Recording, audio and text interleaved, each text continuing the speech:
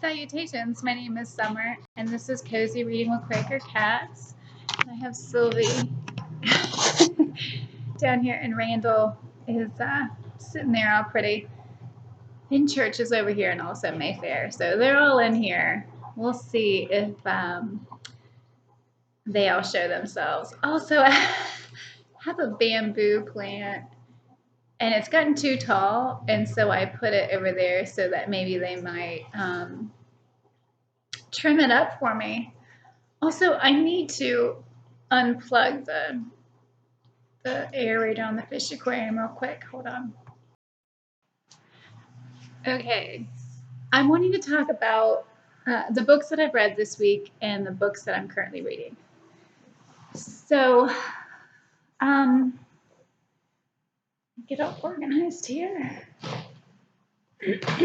One book that I've read that I was really surprised and impressed with and just keep thinking about is Legend of Sleepy Hollow by Washington Irving. I was so surprised by this book. The language is beautiful. The way he described everything to a T, and you would think that would be kind of boring, but it's not. The way he does it is beautiful. You can actually taste the food, and he must have been a foodie because he just the descriptions are wonderful. There's Mayfair. She's going on top of the fish aquarium now. Sylvie.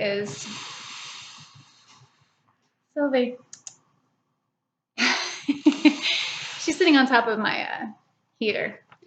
Okay, so yeah, Legend of Sleepy Hollow. After I read it, I knew I didn't read it as a kid. I think I just watched the cartoon, and maybe in school they had some children's version of it. Because, yeah, I did not read that book as a kid. Also, I reread Berenice by Edgar Allan Poe. And then afterwards, I think Morella.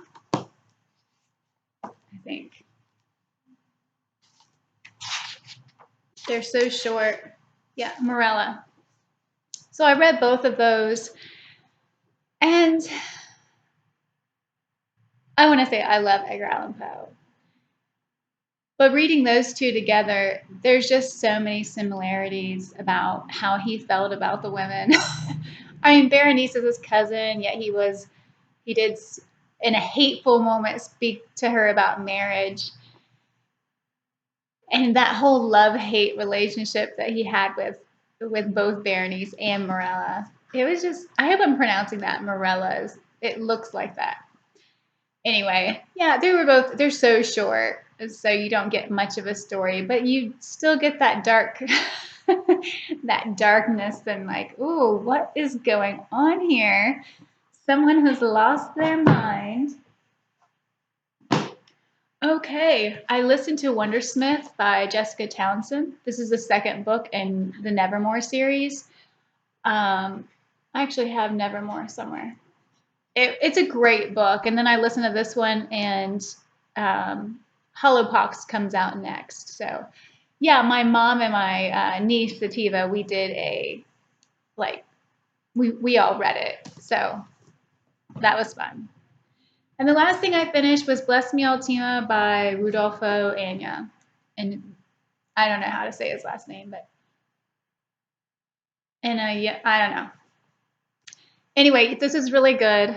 I feel like I don't need to tell you guys about it because I've been talking about this book for probably over a month now, and I've been telling you little tidbits of while I've been reading it. You know, it ends and life goes on. So it was a good book. I enjoyed it. And it was on the Great American Reads list. And check it off. So what I'm currently reading. Okay. George Eliot. Silas Marner. For such of a tiny book, this thing is boring. I cannot help it. I enjoyed Middlemarch, but this book, I have issues. Okay. On chapter 11, I'll show this to you. See all this? That's 3 sentences. I mean, just drug out sentences. And then, this may be a spoiler, but I was irritated when he went to the bar when he needed to tell somebody, to tell people that something happened. And then he just stands there and waits at the bar and listens to all these different people's conversations. And I'm thinking, if that was to happen to me, I would be like, this happened. I need help. And so that drove me crazy too.